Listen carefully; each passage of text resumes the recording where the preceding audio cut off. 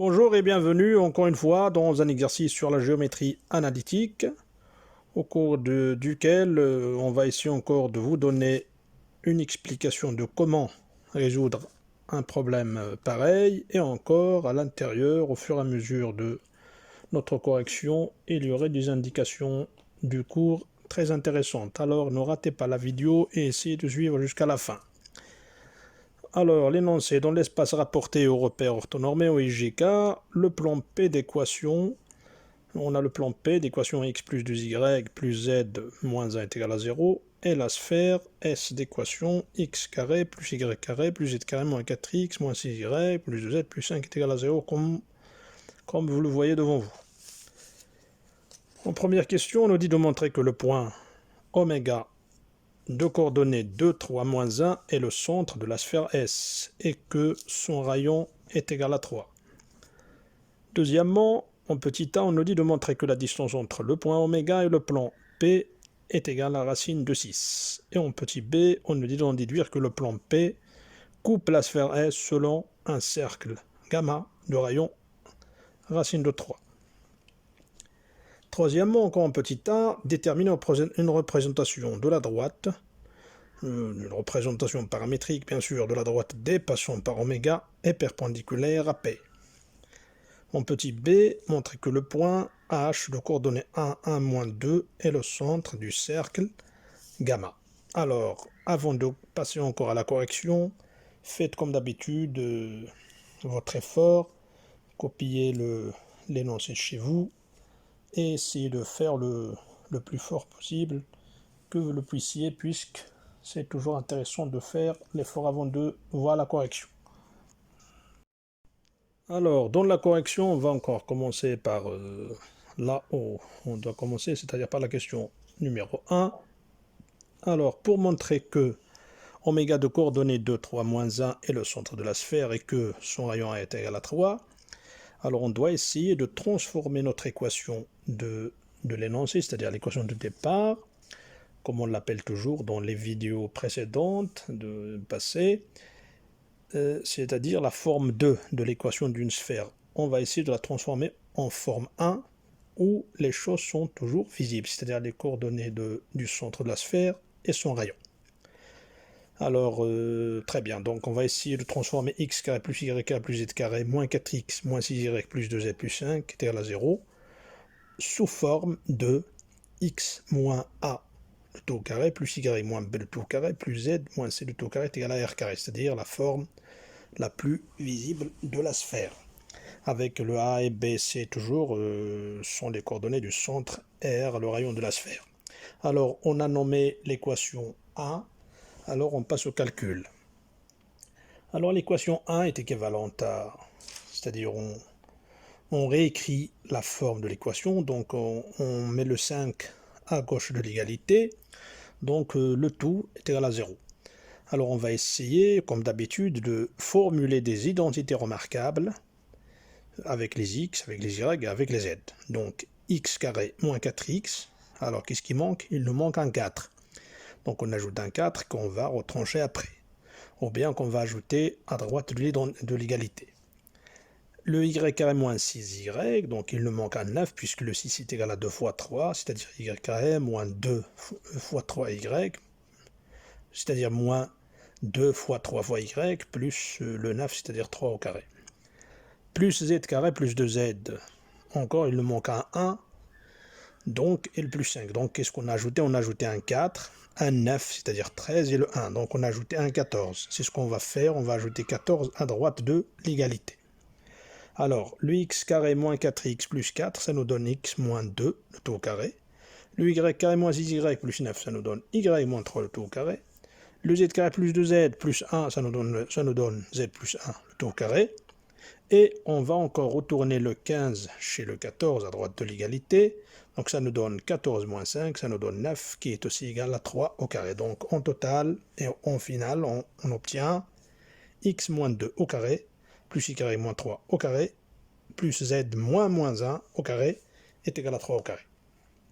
Ce qui veut dire que notre ABC de l'équation de base sont tout simplement 2, 3 et moins 1.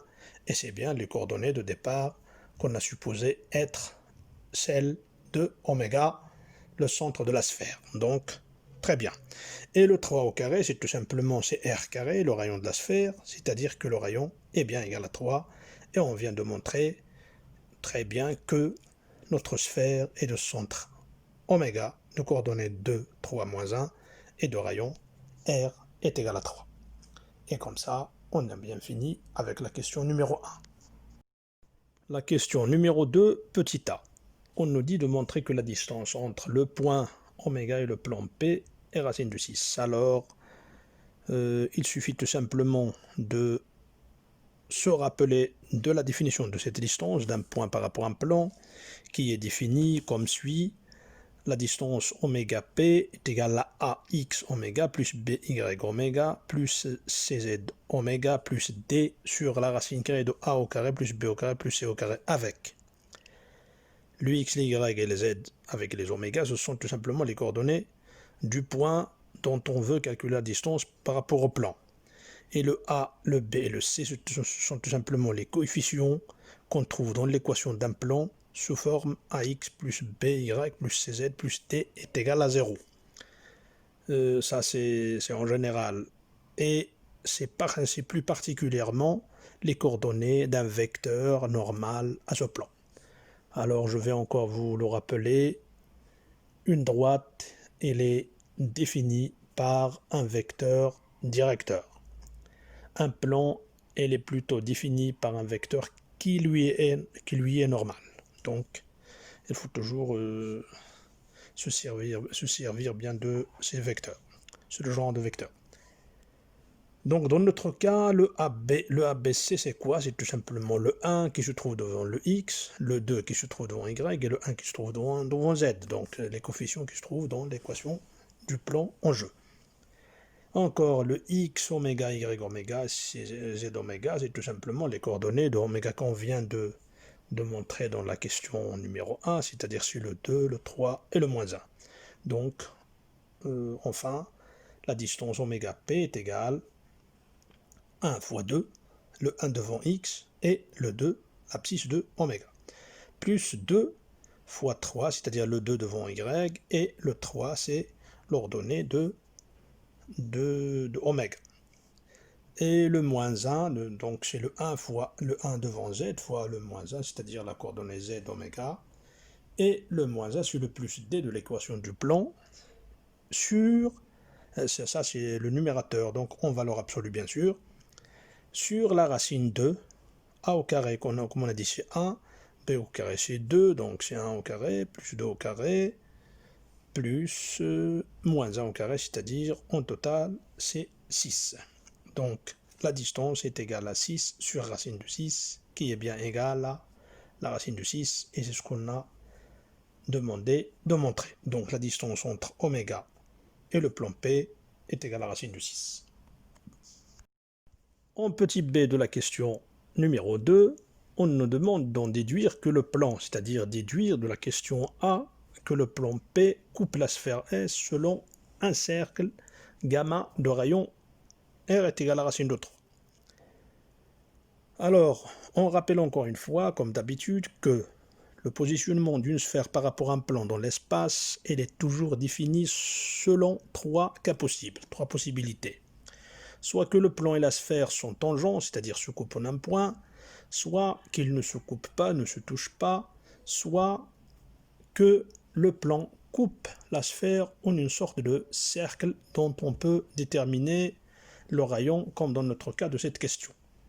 Alors, tous les 3 cas dépendent toujours de la distance, c'est-à-dire de la comparaison entre la distance qui sépare le centre de la sphère au plan et le rayon de cette sphère. Si le rayon est égal à cette distance, alors ils sont tangents. Ils se touchent en un seul point. Si la distance qui sépare le centre, la distance du centre de la sphère au plan, elle est supérieure au rayon, donc la sphère et le plan ne se touchent pas, c'est raisonnable. Si, dans le cas contraire, le rayon elle est supérieur à la distance qui sépare le centre au plan, Comme dans notre cas-ci, alors automatiquement le plan va couper la sphère en une sorte de cercle. Donc comme on a dit, puisque la distance oméga p est égale à la racine de 6, comme on vient de trouver dans la question A, c'est-à-dire, et puisque le racine du 6 il est inférieur strictement à 3, donc la distance elle est inférieure au rayon. Et donc c'est le troisième cas qu'on vient de dire, c'est-à-dire que la sphère S est coupée par le plan selon un cercle gamma de rayon. R est défini d'après le théorème de Pythagore, comme vous le voyez devant vous dans le schéma. C'est la racine carrée de petit r carré moins d au carré. C'est-à-dire le rayon, bien le rayon maintenant c'est le rayon de notre cercle. Voilà, le cercle d'intersection. Le petit r c'est le rayon de la sphère. Et la d c'est la distance oméga p qu'on vient de trouver. Et donc le total c'est racine de 9 moins 6 qui est égal à la racine de 3. Et on vient de déduire ce qu'on nous a demandé dans la question B, c'est-à-dire que le plan P coupe la sphère S selon le cercle gamma de rayon racine de 3. Je souhaite très bien que le schéma sur la figure va vous aider pour imaginer un peu la situation de ce positionnement entre la sphère et le plan.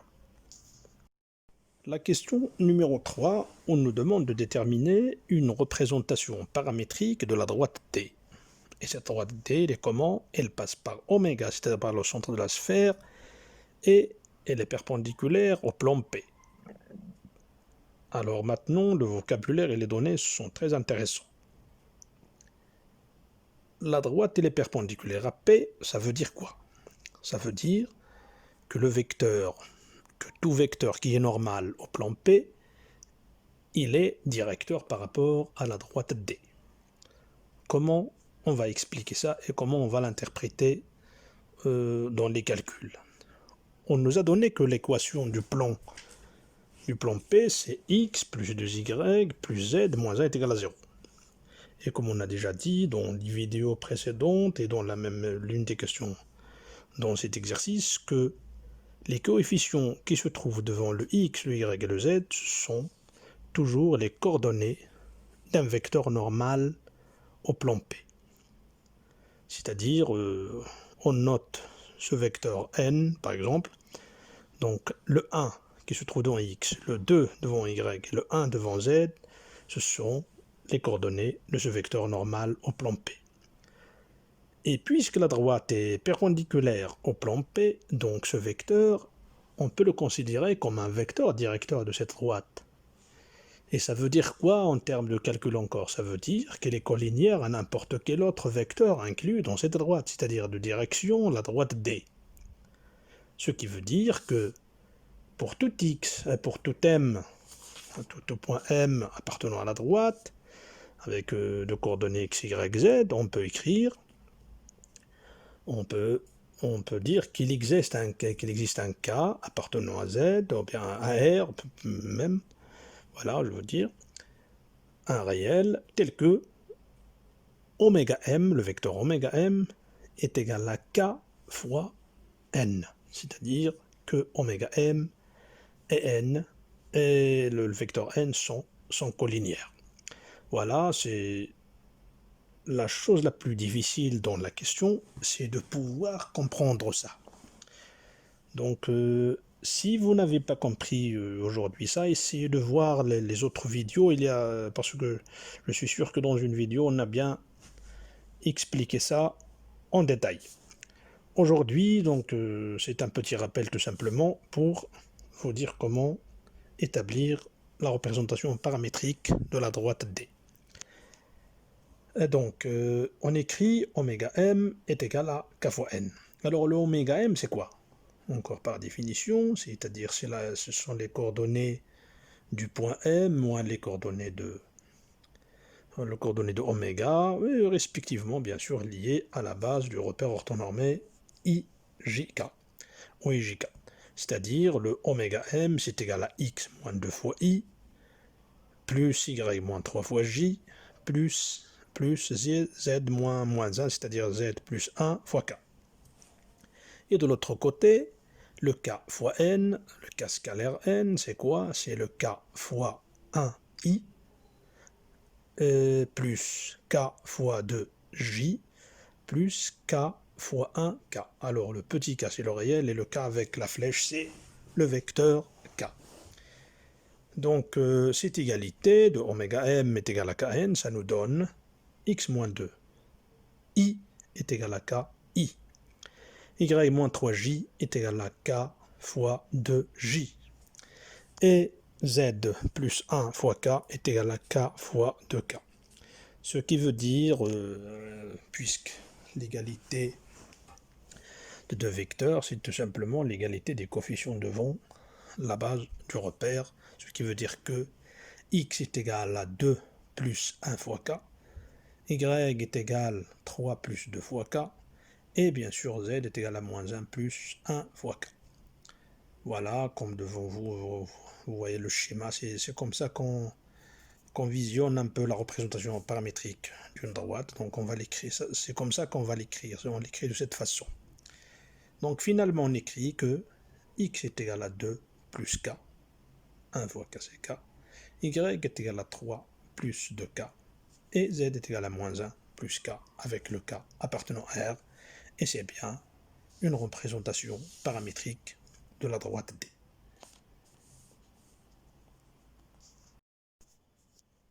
En dernière question, on nous dit de montrer que le point H de coordonnées 1, 1, moins 2 est le centre du cercle gamma qui était l'intersection entre la sphère et le plan. Très bien. Alors, géométriquement, pour que le H, le point H soit le centre de ce cercle, alors il doit appartenir à la fois à la droite D et au plan H. Donc j'ai essayé un peu de résumer ça devant vous dans ce qui est encadré. Alors, on a H et centre de gamma, si seulement si. La droite dépassant par oméga est perpendiculaire à P. Il doit passer aussi par H, qui serait alors le projeté orthogonal d'oméga sur le plan P. Ça, c'est l'interprétation réelle et géométrique de ce qu'on veut chercher. Ça veut dire que H appartenant à P et H appartenant à D en même temps. Alors, qu'est-ce que ça veut dire H appartenant à P et H appartenant à D? En termes de calcul, si on pose les coordonnées de H, X, Y et Z, puisqu'on ne connaît pas encore si c'est bien 1, 1 et moins 2, donc c'est ce qu'on veut montrer. Donc on doit chercher les coordonnées de ce H, qui vérifie les deux conditions en même temps, c'est-à-dire appartenir à P, appartenir à D. Donc, le H appartenant à D, ça veut dire quoi? Ça veut dire que ces coordonnées doivent vérifier la représentation paramétrique qu'on vient de trouver dans la question A de la droite D. Ça veut dire que le X est égal à 2 plus K, Y est égal à 3 plus 2K, et le Z est égal à moins 1 plus K. Et puisque le H appartenant à P aussi, donc ces coordonnées de ce point H, elles doivent vérifier aussi l'équation du plan. L'équation du plan, ça a été quoi? Ça a été x plus 2y plus z moins 1 est égal à 0. Donc on est devant un système de 4 équations à 4 inconnues qui est tout à fait facile à résoudre. Alors pour ceci, qu'est-ce qu'on fait? On va remplacer le x, le y et le z dans l'équation du plan par leur définition dans la représentation paramétrique de la droite, c'est-à-dire le x, on doit le remplacer par 2 plus k, le y par le 3 plus 2k, et le z par moins 1 plus k. Donc l'équation du plan devient 2 plus k, plus 2 fois 3 plus 2k, moins 1 plus k, et le moins 1 qui était dans l'équation est égal à 0, ce qui veut dire que 6k plus 6 est égal à 0, d'où k est égal à moins 1. Alors, pourquoi on appelait la détermination paramétrique de la droite comme ça? Pourquoi ce mot paramétrique? Eh bien, tout simplement parce qu'elle dépend de ce paramètre k. Et ce paramètre k, il est variable selon chaque point de cette droite. C'est-à-dire pour chaque point, il y a un cas. Parce qu'il venait de la définition de départ, oméga m est égal à k fois n. Donc pour chaque point de la droite, il y a un vecteur oméga qui est égal à k fois le vecteur directeur de départ. Donc c'est pourquoi on l'appelle paramétrique. Donc pour chaque point, il existe un cas. Très bien, donc maintenant qu'on a déterminé le cas, il suffit tout simplement de le remplacer dans la représentation paramétrique de la droite. Ça veut dire que le x, ça va devenir 2 moins 1, c'est-à-dire plus moins 1, c'est moins 1, c'est égal à 1. Le y, 3 plus 2 fois moins 1, c'est-à-dire 3 moins 2.